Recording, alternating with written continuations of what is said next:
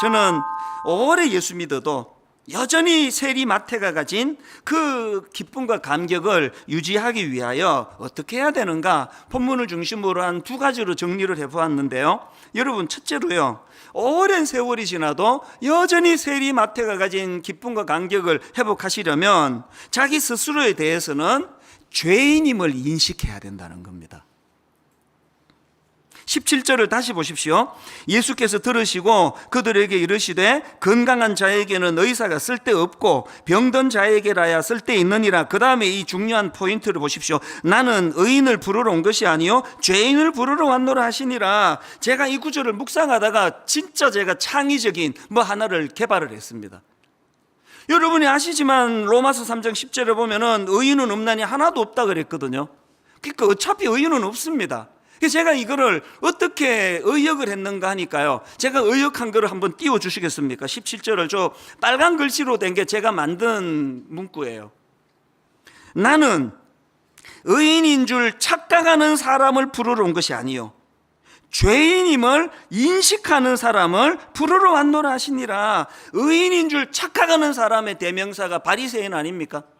항상 자기는 의인이기 때문에 죄인들을 정죄하기 좋아하는 그런 태도를 가진 사람을 부르러 온 것이 아니라 죄인임을 인식하는 사람. 여러분, 지난주에 제가 솔로몬에 대하여, 솔로몬이 원래 그 불륜 드라마에는 나올 것 같은 그런 출생의 아픔을 가지고 태어난 이름이 솔로몬인데 여디디아라고 하는 이름을 하나님이 주셨다 그랬는데요, 오늘 본문에 나오는 세리 마태도 똑같은 케이스입니다. 마태가 원래 이름이 레위라 그랬지 않습니까? 자, 여러분, 이건 추측이에요. 왜 마태의 아버지가 아들을 낳고 이름을 레위라고 지었을까요? 추측컨대 그 집안 혈통이 레위 지파였을 것 같아요. 그리고 아들 이름을 레위라고 왜 지었을까? 너무너무 소중한, 너무너무 사랑스러운 그 아들을, 어린 갓난 아기를 보면서 그 아버지 마음에, 그 어머니 마음에 어떤 소원이 있습니까? 이 귀한 아들이 과거에 자기 혈통이 누렸던 제사장으로서의 거룩하고 존귀하고 영광스러운 삶을 살아가기를 갈망하는 마음으로 이름을 레위라고 지었을 거 아니냐고요. 그랬는데 세리 레위는 어떤 삶을 살았습니까? 부모의 기대와는 완전히 다른 쓰레기 같은 인생, 모든 사람들이 비아냥거리고 손가락질하는 비참한 인생을 살아갔던 것, 그 마음의 상함이 레위 안에 가득 찬 거 아닙니까? 그랬기 때문에 예수님께서는 세리 레위를 부르시고 그에게 마태라는 새로운 이름을 주세요. 마태라는 이름의 뜻은 하나님의 선물이라는 뜻입니다. 가슴 아픈 출생의 비밀을 갖고 있던 솔로몬에게 여디디아, 너는 하나님께 사랑받는 자이다, 이런 뜻을 가진 여디디아를 그에게 주셨던 것처럼,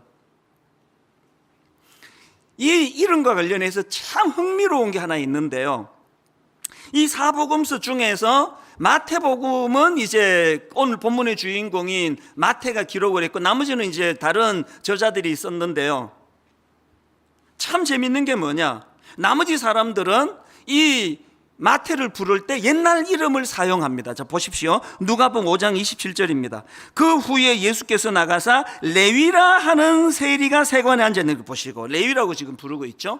또 그 다음에 마가복음 2장 14절, 오늘 본문도 마찬가지입니다. 또 지나가시다가 알페오의 아들 레위가 세관에 앉아 있는 것을 보시고, 여기도 이제 옛날 이름 레위를 쓰고 있는데요, 당사자, 마태복음을 기록한 당사자는 자기를 어떻게 부르느냐. 자, 마태복음 9장 9절입니다. 예수께서 그곳을 떠나 지나가시다가 마태라 하는 사람이 세관에 앉아 있는 것을 보시고, 자기는 지금 원래 이름을 쓰지 않고 새로운 주님을 만난 이후에 부여받은 새로운 이름을 쓰고 있고요, 더 놀라운 게 뭔지 아십니까?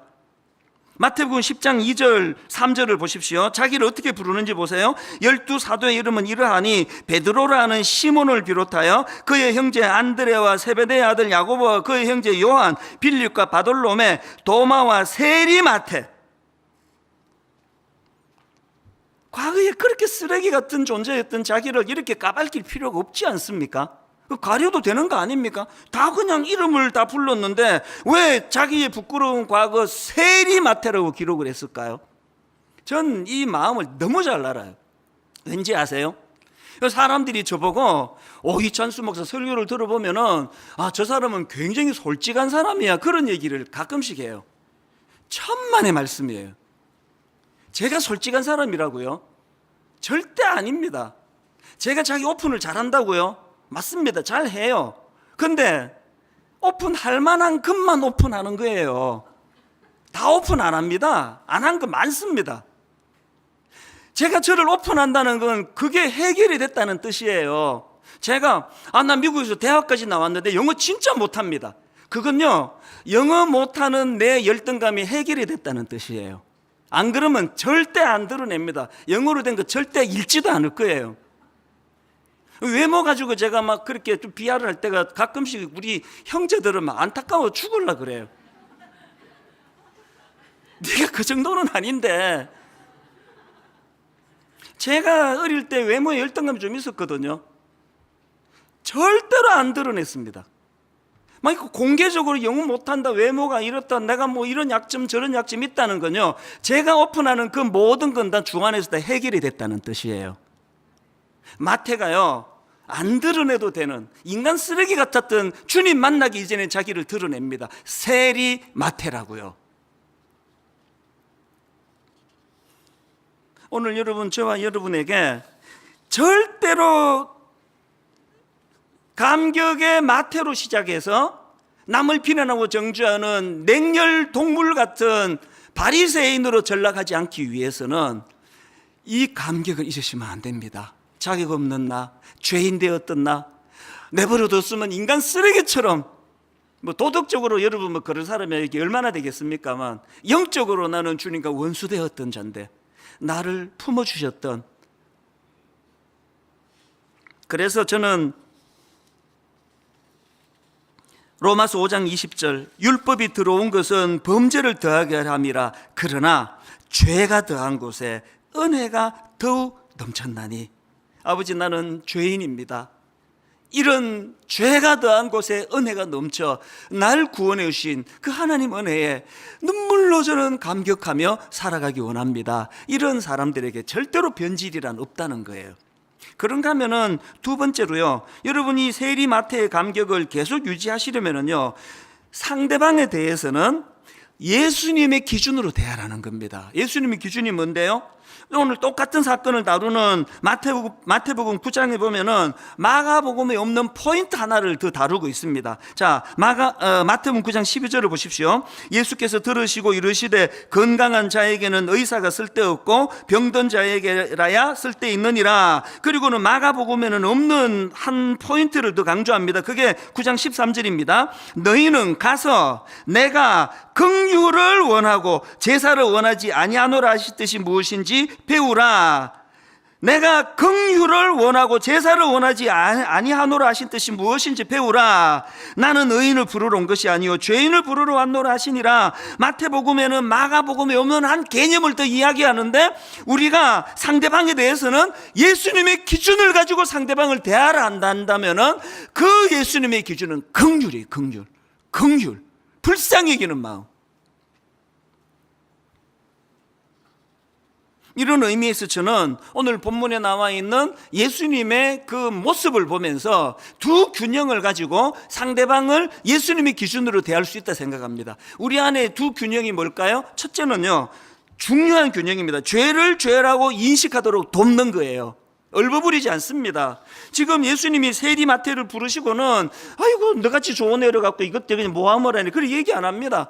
예수님이 마태를 부르시고는 대놓고 나는 죄인을 부르러 왔다. 무슨 뜻입니까? 얘 문제 있는 거 맞다는 거 아닙니까? 죄를 죄로 절대로 흐지부지 얘기하지 않으세요. 여러분, 이 예수님의 원리가요, 현장에서 가늠하다가 붙잡혀온 여인을 대할 때도 그대로 나타나는 거 아닙니까?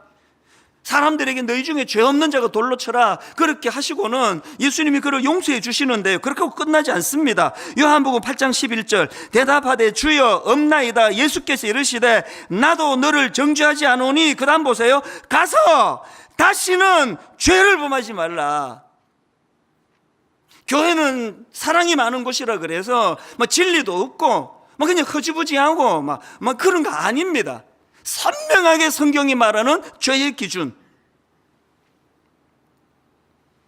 그런가 하면은 또 다른 한 균형이 필요합니다. 절대로 죄의 문제를 흐지부지 넘어가지 않지만, 그러나 또 다른 한편으로 예수님이 보여주시는 것, 죄는 미워하되 죄인은 긍휼로 품어주시는 것, 이 중에 이쪽으로 치우치거나 저쪽으로 치우치거나, 이게 오늘 참 가슴 아픈 우리의 현실입니다. 요한복음 8장 11절을 보십시오. 대답하되 주여 없나이다. 예수께서 이르시되 나도 너를 정죄하지 아니하노니. 무슨 뜻입니까? 정죄받을 게 있는 인생이에요.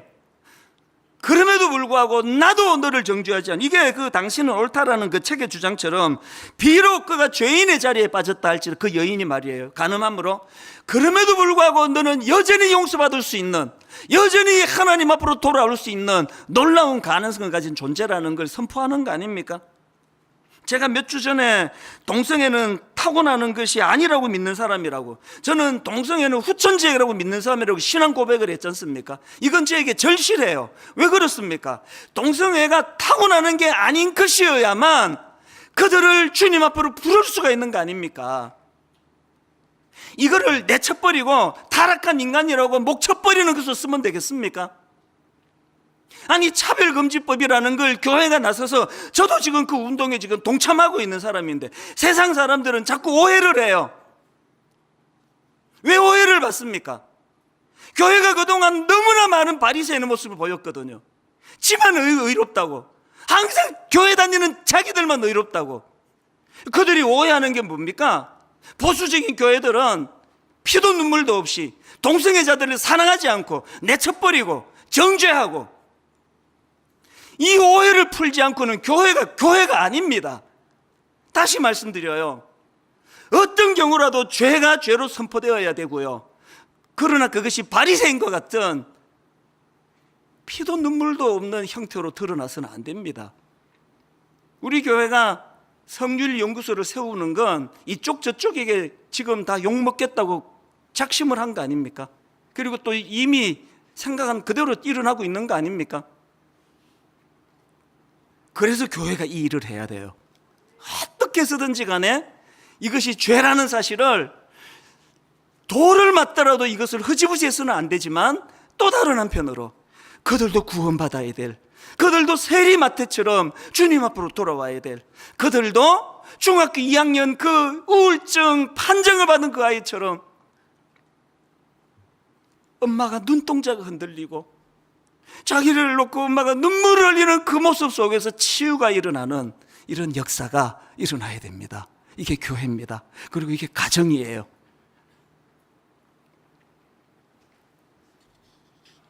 똑같은 원리를 신천지에도 적용하셔야 돼요. 어떻게 하실 겁니까? 그 수많은 아름다운 젊은이들을 어떻게 되돌리실 겁니까? 이렇게 바리새인들이 득실거리는 교회에서 가기만 가면은 정죄를 하는, 결론을 저는 이렇게 맺기를 원합니다. 스스로에 대해서는 죄인임을 인식하는 거예요. 그래서 그 감격으로 사는 거예요. 나는 자격이 없는데, 어떤 성도가 무슨 죄를 지었다 할 때 나는 저보다 더 악한 자였는데, 그런가 하면은 상대방에 대해서는 이 긍휼이라는 주님의 방식으로 대하는 것. 그래서 오늘 이 찬양으로 결론을 맺기 원하는데요. 당신은 영광의 왕, 당신은 평강의 왕, 당신은 하늘과 땅의 주, 당신은 정의의 아들. 천사가 무릎 꿇고 예배하고 찬송하네. 영원한 생명 말씀, 당신은 예수 그리스도. 오늘 여러분, 우리가 변질되지 않고 바리새인으로, 냉혈 동물 같은 바리새인으로 변질되지 않고 늘 감격의 눈물이 마르지 않는 은혜 받은 세리 마태로 살아가려면 무엇보다도 먼저 날 구원해 주신 그 주님에 대한 감격, 은혜에 대한 감격이 회복이 돼야 돼. 이 시간이 바로 그 시간입니다. 이 찬양을 부르는 동안에 세리 마태의 감격이 내 안에 꺾여져 버린 깃발이, 기쁨의 깃발이 다시 한번 펄럭이는, 이것을 이 시간 경험하게 되시기를 바랍니다.